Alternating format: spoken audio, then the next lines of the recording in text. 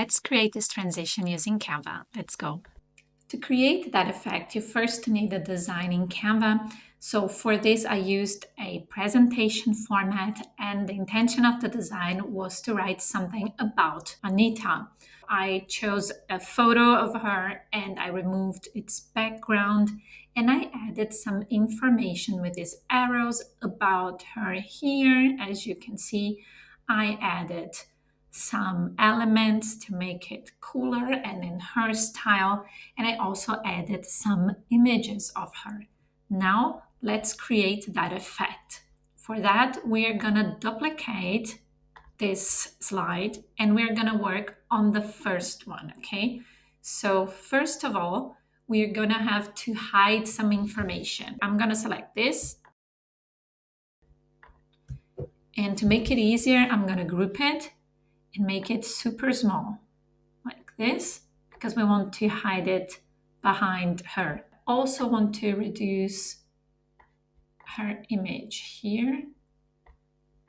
You see, we'll have to put this back, not that people would see this. So you go to position and send it to the back, okay?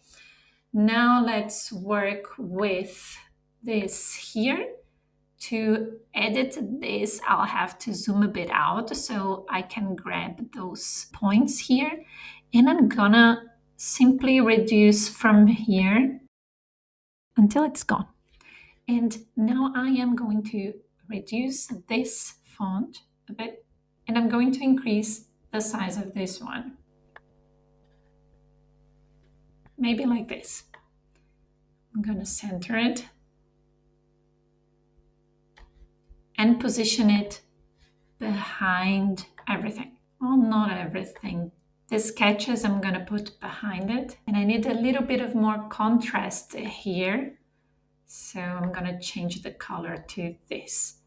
Now that's where the magic happens. So we're gonna add a transition. Click here, and the transition we're gonna choose is match and move.